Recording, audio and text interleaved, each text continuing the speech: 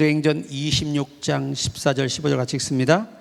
우리가 다 땅에 엎드러짐에 내가 소리를 들으니 히브리 말로 이르되 사울아 사울아 내가 어찌하여 나를 박해하느냐. 가시채를 뒷발질하기가 내게 고생이니라. 내가 대답하되 주님 누구시니까? 주께서 이르시되 나는 내가 박해하는 예수라. 아멘. 찬양 드리고 말씀 전하겠습니다.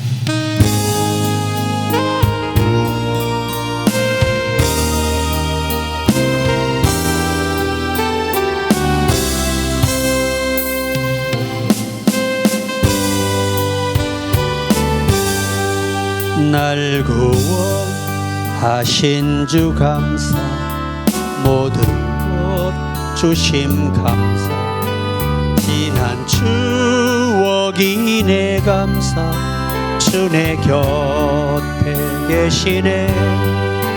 향기로운 봄철의 감사, 외로운 가을날 감사, 사라진 눈물도 감사,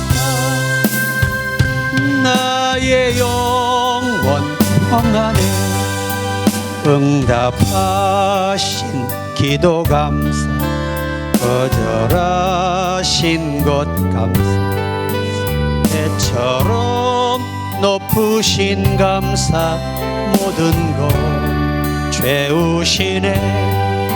아픔과 기쁨도 감사, 절망 중 위로 감사, 증량 못할 은혜 감사, 크신 사랑 감사해. 길가에 장미꽃 감사, 장미꽃 가시 감사, 따스한 사랑의 가정 일용할 양식 감사, 기쁨과 슬픔도 감사, 하늘 평안을 감사, 내일의 희망을 감사, 영원토록 감사해. 내게 건강 주심 감사, 또한 연약함 감사, 햇빛을 주심도 감사, 구름 또한 감사, 땀 흘리는 수고 감사, 저녁에 안식 감사, 우요도 가난도 감사, 모든 것 다 감사해. 아멘. 오늘 말씀의 제목이 주님의 음성, 그런 제목으로 말씀을 드리려고 합니다. 이 성경 전체를 보면 하나님의 음성을 들었던 분들의 기록이 있습니다. 그런데 하나님의 음성을 들었던 분들이 그 역할이 굉장히 크고 무겁고 중하였습니다. 그래서 하나님이 너무 일들이 크고 또 중요하고 범위가 넓기 때문에 하나님이 직접적인 방법, 또 천사들을 보내는 방법을 통해서 하나님의 뜻을 전하고 큰 일들을 명령하였습니다. 자, 오늘 본문에 보시는 이 사도 바울이 지금 아그리빠 왕 앞에서 변명하는 겁니다. 우리나라 말로 변명이라고 했지만 설득하여로 번역이 되어 있습니다. 설득하여. 그러니까 아그리빠 왕 앞에서 자기가 억울하다라고 하는 말을 하고 풀려나야 되는데, 그게 아니라 내가 오늘 이 자리에 선 것은 내가 만난 예수를 왕에게 설득하고 싶다는 겁니다. 그러니까 바울은 이 재판정에 설 때마다 그 기회를 석방받을 기회로 삼지 않고 그것을 예수님을 전하는 기회로 삼았다는 거예요. 참 우리가 존경하고 본받아야 할 만한 그런 신앙입니다. 자, 오늘 본문에도 예수님께서 이 아그리빠 왕에게 지금 설명하는 거예요. 이게 내가 기독교인을 박해하고 죽이는 데 보증을 서고 교회를 핍박했는데, 그 중에 내가 다메섹에 가다가 정오, 낮 시간에 정오에, 우리 같으면 12시죠. 12시에 하늘로부터 강한 빛이 비쳐 자기가 이 말에서 떨어져 버린 거예요. 그런데 떨어지고 난 순간부터 앞이 안 보이는 거예요. 그리고 주의 음성이 들립니다. 사울아, 사울아, 어찌하여 네가 내 일을 방해하는가. 이 박해라고 되어 있지만 원서에서는 방해하는가, 저지하는가, 왜 장애물을 찾고 놓는가, 그 말이에요. 그러면서 하시는 말씀이 가시채를 뒷발질하기가 내게 고생이니라. 이 가시채는 가시를 이렇게 뭉쳐놓은 채로, 이게 동그랗게 뭉쳐놓은 가시, 이 채가 있어요.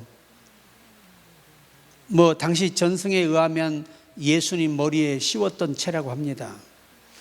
그런데 그거를 발로 차면 어떻겠어요? 죽을 만큼 아프죠. 이렇게 뒷발질을 해서 얼마나 네가 아프겠냐, 그 말이에요.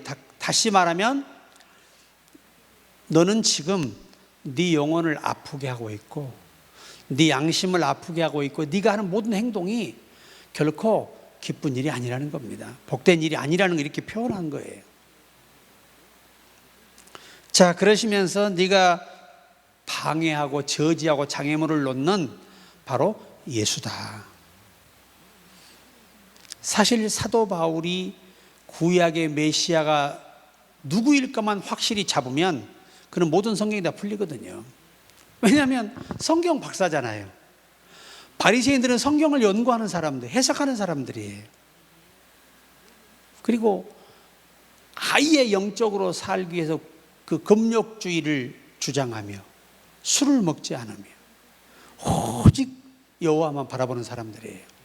지금도요, 가보시면 이스라엘에 가면은 까만 옷을 입은 사람들이 있어요. 모자를 쓰고 두건을 쓰고 하얀 거 쓰고, 이분들이 전부 다 정통 유대교를 계승하는 사람들이에요. 그래서 그들을 랍비라고 칭합니다. 랍비, 선생. 결국 이 사도 바울이 너를 내가 이곳에서 이렇게 부른 목적이 뭐냐, 이 임금들에게 복음을 전하고, 그러니까 이 아그리빠 왕 앞에서 예수님께서 나에게 복음 전하라고 나를 불렀다는 얘기예요. 그리고 이방인들에게 복음을 전하게 하시려고.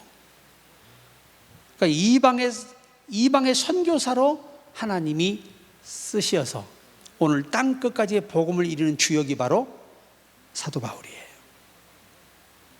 그 일이 얼마나 큽니까? 그가 부름받고 난 다음에 4천년, 2000년 역사 동안에 계속 바울이 전한 그리스도가 전해지고 있잖아요.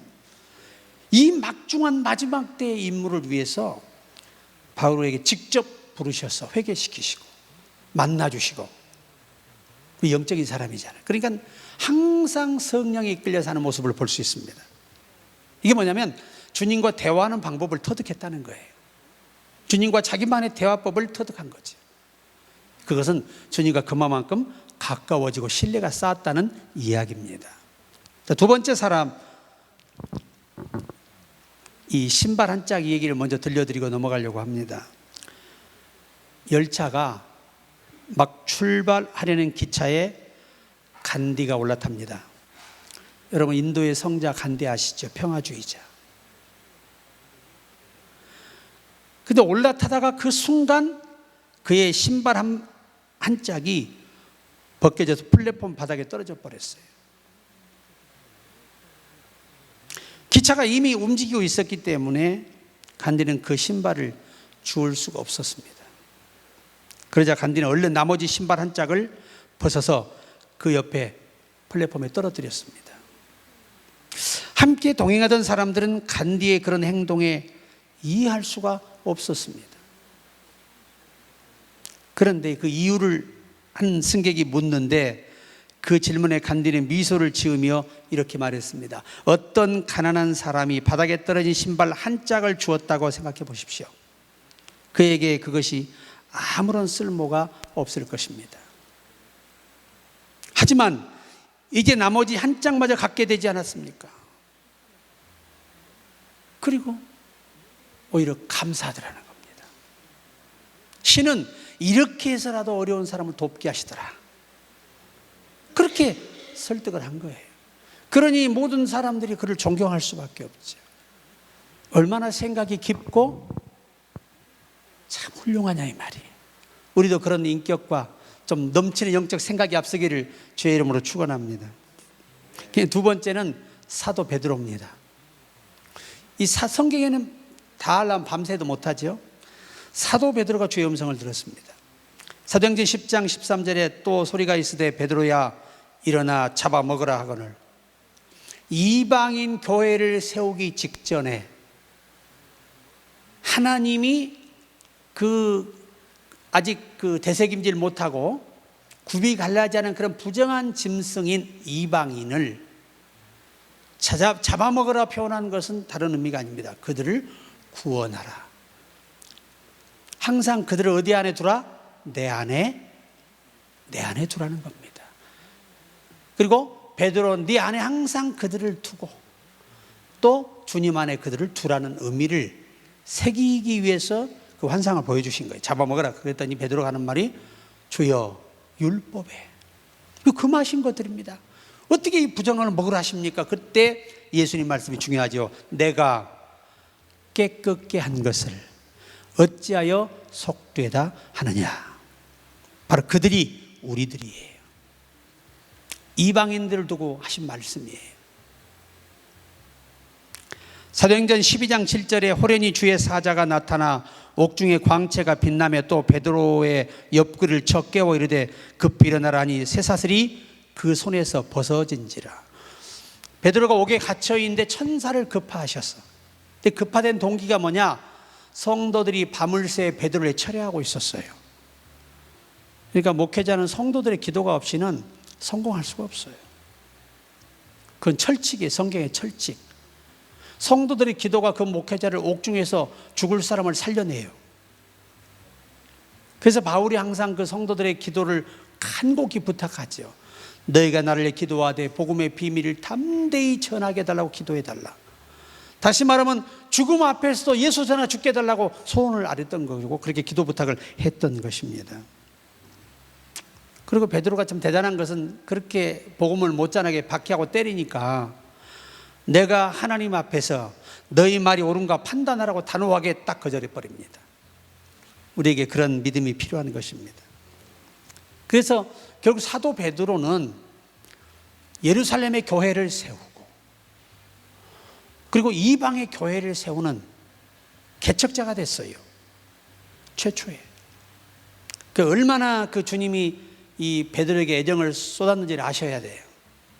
중요한 데는 다 항상 동승하여 참석시키시고 경험하게 하시고 보여주시고 들려주셨어요. 그러니까 베드로도 하나님 아버지 음성을 직접 듣지요. 변화산에서 직접 듣지 않습니까? 이는 내 사랑하는 아들이 너희는 저의 말을 들으라. 천사가 한 게 아니에요. 직접 아버지께서 명령하신 거예요. 이게 무슨 말이죠? 그 말이 내 말이고 그가 하는 모든 게 내 일이다. 이것을 이렇게 표현한 거예요. 우리나라 성경에는. 그러니까 제가 오네시모 말씀드렸지만 오네시모는 신복이잖아요. 신복. 바울이 어디다 내놔도 바울보다 빠지지 않는다는 아주 확증을 주고 그가 어떤 손해를 끼치든 내가 다 나가서 보상하겠다. 그 말의 의미가 뭐냐면 너희에게 절대 손해 끼칠 사람이 아니라는 거죠. 그만큼 정직하고 신앙이 잘 다듬어졌음을 말씀하신 것입니다. 확실히 베드로가 훈련이 잘 됐죠. 잘 됐어요. 여러분과 나도 주의 음성을 듣기를 사모할 때 성령을 통해 들을 수 있습니다. 들을 수 있어요. 사모해야 들려주세요. 우리가 여러분 아시겠지만 기드온이 큰 전쟁을 눈앞에 두고 불안하잖아요. 왜? 당시 이스라엘 병력이 적의 병력의 불과 3분의 1 정도밖에 안 돼요. 병력이. 그러니 그 싸움을 한다는 자체가 모험이잖아요. 다 죽을 수도 있는 거예요. 나라가 없어져 버릴 수도 있어요. 여러분, 전쟁이 있지만 나라가 존재할까요? 존재하지 않아요. 그러한 상황에서 하나님이 함께 하시는지 안 하는지 확인을 하고 싶어요. 그래서 그가 기도하기를, 만일 여호와께서 이 전쟁을 허락하신 것이면 이 양털만 적시고 땅은 마르게 하옵소서. 그래도 정말 양털만 적시고 땅은 마른 거예요. 자, 한 번으로 부족하단 말이에요. 하나님, 너무 죄송한데 한 번만 더 부탁하겠습니다. 요번엔 양털은 그대로 마르고 온 땅을 적시게 해 주십시오. 정말 아침에 일어나니까 양털만 마르고 온 땅이 적셔 있는 거예요. 자, 그런데 하나님이 그렇다고 해서 그를 무조건 보내는 건 아니었어요. 하나님은 조건이 있었습니다. 기드온아, 군사가 3만밖에 안 돼요. 적들은 10만이 넘는데 상상을 해보세요. 전쟁이 될까 이게. 그런데 여호와가 뭐라고 하시냐면 아직도 3만이 많다는 겁니다. 이게 상식적으로는, 하나님의 말씀은요, 상식과 이성으로 이해할 수 없어요. 우리들의 계산으로는 이게 맞지 않는 거예요. 정말 바보 같은 바위의 계란치기 격밖에 안 되는 그런 말씀 하시는 거예요. 그래서 기온샘, 지금은 이제 가서 보면, 현지 가서 보면 이제 지형이 많이 이렇게 변화가 되고 홍수가 나고 막 비가 와서 변해서, 기온샘이라는 게요, 넓은 저기가 아니에요. 그냥 이런 라운드 동서 그 샘에서 물이 솟아올라요. 그 솟아 흐르는 물에 가해서 물을 먹는 건데 3만 명이 먹기는 너무나 역부족해요.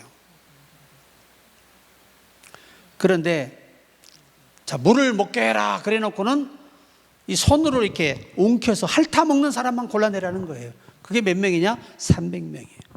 그게 뭐라고 하시냐면, 만약에 너희가 10,000명이라 보내서 이기고 오면 얼마나 너희들이 기고만장해서 우리가 목숨 걸고 잘 싸워서 이겼다 할 거 아니냐. 온전히 나 여호와가 이기게 한 것으로 너희로 알게 하기 위하여 내게 300명이 필요한데, 그것도 정상인이 아니고 지적 장애가 있는 300명의 장애인들만 선택했더라는 거예요. 참 역사적으로요. 그래서 이 장애인들은 칼을 주면 안 돼요. 그러니까 칼은 안 주고 뭐만 줘요? 항아리에다가 불만 줘. 그래, 그거 데리고 300명 가가지고 그 적진에 가까이 가서, 적진과 가까이 간 거예요. 왜? 하나님이 그들을 깊이 잠들게 해버렸거든요. 저와 여러분에게 주실란 마음먹으면 어떤 방법으로는 주시는 분입니다. 그래서 그분이 전능자시잖아요. 불가능이 없습니다. 그래가지고 가서 그들의 꿈 얘기를 들으니 하나님이 이스라엘에 그들을 붙였음을 확신하게 돼요. 그리고 이 장애인들 300명에게 너희들이 할 일은 항아리 깨고 여호수아의 칼날, 기드온의 칼날이여, 여호와의 칼날이여만 외치라는 거예요. 그러니까 세상에 또 장애인들이 소리는 잘 질러 안 질러? 대단합니다. 그냥 300명이 3만이 문제가 아니에요. 그냥 그 조용한 고요한 그 밤에 세상에 항아리를 깨고 불을 들고 이 기드온의 칼날이 하니 얼마나 그들이 혼비백산해가지고 잠결에 서로가 정신없다 보니까 저들끼리 싸워서 전멸해버렸어요. 하나님이 까닭없이 나타나는 게 아니에요. 도저히 안 되는 전쟁, 숫자와 인간의 어떤 방법으로 이길 수 없는 전쟁, 그 전쟁을 하나님이 그렇게 이기신 거예요. 저는 보세요. 그러면 그들이 승리하고 돌아올 때 그 표정이 어떨까요? 참 황당한 사건이죠. 그들을 보고 돌아올 때 어느 누가 그들이 싸워서 이겼다고 말하겠느냐 이거야. 하나님이 그렇게 완벽한 분이에요. 그러니까 여러분이 하나님의 이 성품을 아셔야 돼. 엘리야에게 뭐라고 하시냐면, 갈멜산에서, 여러분 세상에 대단합니다. 그 우상 덩어리를 섬기는 그 이세벨과 그 신을 섬기는 선지자 850명과 싸우는데, 혹시 그들이 숫자로 밀어붙여 불을 지를까 봐 아예 불 질 수 없도록 물을 부어버려요. 고랑을 파는 데까지 다 물이 차버렸어요. 그 당시에 문명에서 어떻게 그 물로 적신 그 송아지를 태울 수 있겠습니까? 이건 신이 아니면 안 되는 거예요. 참신이 밝혀져요. 그러니까 여러분이 여호와 하나님은요, 자기가 온전히 하셨다 영광 받기를 즐겨하는 분임을 깨달아야 돼요. 그러니까 인간이 머리 쓸 거 없어요. 단순하게 주님 바라보고 기도하며 순종하면 역사하시는 것입니다. 그러니까 애굽에서 그들을 건질 때, 여러분, 이스라엘 백성들은 할 일이 없었어요. 그들을 굴복시킨 게 이스라엘의 군대가 강해서가 아니라 하나님이 바로의 신하와 그 백성을 굴복시켜버린 거예요. 여러분이 아셔야 돼요. 하나님은요, 우리에게 주시려면 그들을 다 굴복시킵니다. 우리에게 줄 수밖에 없도록 하시는 거예요. 여러분, 굴복시켜버리니까 이 애굽인들이, 우리 히브리인들이 요구하는 대로 다 내줘요. 왜? 제발 빨리 가야 남은 사람이라도 살 것 같거든요. 또 여러분이 두려워하지 마요. 하나님이 막을 건 다 막아줘요. 야곱이 주랭랑을 쳐 3일 길을 도망가는데 라반이가 얼마나 말을 타고 빠르게 왔던지 그냥 쫓아왔어요. 그런데 하나님은 아시잖아요. 이 라반은요, 죽여요. 절대 살려주지 않아요. 하나님은 그걸 안단 말이에요. 그러니까 하나님이 미리 손을 써요. 세상에 갑자기 여호와께 잠자는 이 라반에게 나타나가지고 내 종 야곱에게 아무것도 하지 말라, 간섭하지 말라는 거예요. 해하지 말라는 겁니다. 이게 살려주시잖아요. 아무리 요셉이가 보디발의 이 고난은요, 종 하나 죽이는 건 아무것도 아니에요. 그런데 하나님이 보디발에게 은혜를 있게 하셨잖아요. 그래서 살 수 있었고 하나님의 목적을 이루신 거예요. 하나님이 이 부르신 사람들, 음성을 듣는 사람들이 성경을 보면 아주 역사적으로 위대한 일을 합니다. 자, 세 번째는 족장 아브라함. 아브라함도 음성을 듣게 되죠. 아브라함아, 아브라함아, 내 부모, 본토, 친척, 아비 집을 떠나라는 거예요. 이게 그 갈대아 우를 떠나라는 거예요. 아니, 어디 방향도 제시 안 해주고 그냥 가나안으로 가라는 거예요. 약속의 땅으로 가라는 거예요.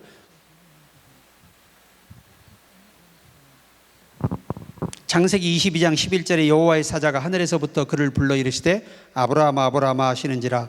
아브라함이 이르되 내가 여기 있나이다 하며, 그리고 1절 2절을 보면 창세기 22장 1절 2절, 그 일 후에 하나님이 아브라함을 시험하시려고 그를 부르시되 아브라함아 하시니 그가 이르되 내가 여기 있나이다. 여호와께서 이르시되 내 아들 내 사랑하는 독자 이삭을 데리고 모리아 땅으로 가서 내가 내게 일러준 한 산 거기서 그를 번제로 드리라. 친히 나타나셔서 말씀하신 거예요. 결국 하나님은 이 큰 아브라함을 통해서 이 땅에 메시아가 오는 노선을 그 족보로 결정하셔요. 톨스토이의 이야기 가운데 이런 이야기가 있습니다. 어느 재화공인 할아버지가 있었는데 그는 늘 예수님을 만나보고 싶어 했습니다. 어느 날 꿈속에서 예수님이 나타나 내일 내 집에 가겠다고 하셨습니다. 그래서 구두장의 할아버지는 대단히 기뻐하며 음식을 차려놓고 예수님을 기다렸습니다. 그러나 예수님은 오시지 않고 한 번은 거지가 오고 또 한 번은 청소부 영감이 오고 저녁 때는 사가장수 아주머니가 왔습니다. 그 사람들은 모두 가난하고 추위에 떨고 있었습니다. 구두방 할아버지는 불쌍하게 생각하며 예수님을 위해 준비했던 음식을 그들에게 주었습니다. 그날 밤 꿈속에 다시 예수님이 나타나셔서 이렇게 말씀하셨습니다. 나는 오늘 너희 집에 3번이나 가서 3번 다 잘 대접받았다. 참으로 너는 나를 사랑하는 사람이다. 내 이웃에 사는 보잘것없는 사람을 대접하는 것이 곧 나를 대접하는 것이다. 그렇게 음성을 들려주셨어요.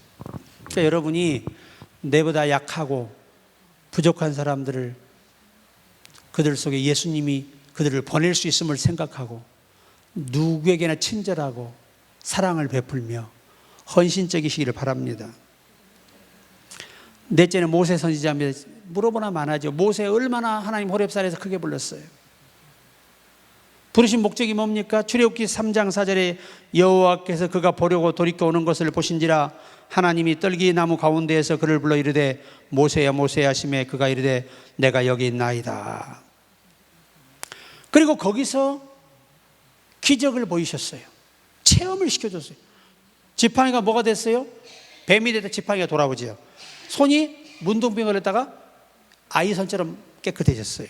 그리고 나서 하시는 말씀 3장 16절, 출애굽기 3장 16절, 너는 가서 이스라엘 장로들을 모으고 그들에게 이르기를 여호와 너희 조상의 하나님 곧 아브라함과 이삭과 야곱의 하나님이 내게 나타나 이르시되 내가 너희를 돌보아 너희가 애굽에서 당한 일을 확실히 보았노라. 하나님은 모세를 통해서 이스라엘 백성 애굽에서 인도하실 것을 계획하신 거예요. 그 계획을 알려주신 거예요. 그리고 순간 그 사역할 때마다 하나님이 나타나셔서 친히 간섭해 주시고 도와주시고 중재해 주시고 함께 해 주셨어요. 우리도 성령의 음성을 매일 들어야 되는 것입니다. 그 다음에 사도 이제 빌립 집사죠. 빌립 집사, 7집사 중에 한 사람입니다. 사도행전 8장 29절에 성령이 빌립더러 이르시되 이 수레로 가까이 나아가라 하시거늘. 참 희한하죠. 사도들이 그 당시에 많이 있는데 누구를 보내요? 빌립 집사 평신도를 이디오피아 내시에 보낸 거예요. 그 사람은 이 에티오피아의 왕국의 이 재무부 장관입니다. 오늘날 같으면 책임자니까 굉장한 능력 있는 사람이죠. 그 사람에게 예수를 영접하게 그 전설에 의하면 그래서 이 에티오피아의 내시가 그 지역으로 사도들이나 이 전도자를 초청해서 그 교회를 세워주고 그 많은 자금을 후원했던 것으로 전해오고 있어요. 하나님은 그렇게 큰 프로그램이 있었던 것이죠. 마지막은 사도 요한입니다. 5번째, 요한계시록 1장 10절에 주의 날에 내가 성령에 감동되어 내 뒤에서 나는 나팔 소리 같은 큰 음성을 들으니, 여러분 보세요. 성령이 나를 도와주셔야 하나님의 음성이 들려요. 굉장히 중요한 거거든요. 그리고 요한계시록 1장 2절에 요한은 하나님의 말씀과 예수 그리스도의 증거고 자기가 본 것을 다 증언하였느니라. 참 대단한 사건이거든요. 정말 대단한 사건이에요.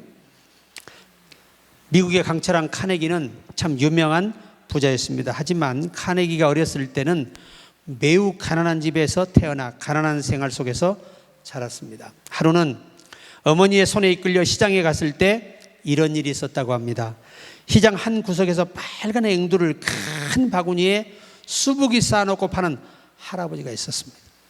어린 카네기는 그 앵두가 먹고 싶었지만 어머니에게 앵두를 사달라는 말을 할 수가 없었다고 합니다. 왜? 너무 가난했어. 하지만 앵두가 너무 먹고 싶어서 그 자리에 서서 계속 앵두만 쳐다보고 있었다고 합니다. 그 모습을 본 할아버지가 이렇게 말했습니다. 애야, 망설이지 말고 가져갈 만큼 가져가라. 그래도 카네기는 가만히 보고만 있는 겁니다. 그러자 보다 못한 할아버지가 큰 손으로 앵두를 집어서 어린 카네기에게 주었습니다. 어린 카네기는 자기의 작은 손으로 다 받지 못해서 옷을 벌려서 받아가지고 집으로 돌아왔다고 합니다. 집에 돌아오자 그 어머니가 카네기에게 물었습니다. 예, 카네기야, 너 왜 할아버지가 앵두를 집어가라고 했을 때 안 집어가고 할아버지가 집어주니까 받았냐? 이렇게 어머니가 물으니까 이 카네기 하는 말입니다. 엄마, 내 손은 작지만 할아버지 손은 크잖아. 어려서부터 교회를 항상 열심히 나가고 11조 생활하고 할아버지에게, 할머니에게, 어머니에게 기도하는 법을 배웠다고 합니다. 그리고 네가 하나님이 부자를 만들어주면 가난한 사람을, 저 할아버지가 너를 그냥 준 것처럼 너도 조건 없이 주는 사람이 되거라. 그래서 어려서부터 카네기는요, 구제를 그렇게 잘했대요. 여러분, 미국 사회는 어떤 사회죠? 늘 기부하는 문화가 아주 보편화되어 있잖아요. 자연스러운 거예요, 기부가. 그리고 식당에 가나 어디 가나 팁 주는 거, 호텔에 가 묵어도 팁 주고 나가야 되는 거 기본이에요. 안 주고 갔다 쌍욕을 먹습니다, 뒤에서. 그런 나라예요. 카네기는 그가 커서 하는 말이었어요. 하나님은 주면 누르고 흔들어 넘치도록 하여 안겨주시더라. 그게 카네기의 고백이에요. 결론입니다. 주의 음성을 아무나 들려주지는 않습니다. 그러나 정말 하나님이 필요한 때에 준비된 사람을 찾아오시고 만나주셔서 어떤 때보다 지금 주님이 사람을 찾습니다. 정한 사람이 있겠죠. 그들을 부르신다는 얘기입니다. 마지막 때입니다. 당신이 이 땅을 마지막으로 끝내야 돼요. 그래서 정말 막중한 준비된 사람들을 지금 부르실 때를 이 타이밍을 갖고 계시는 거죠. 우리가 그 주인공이 되기를 주의 이름으로 축복합니다.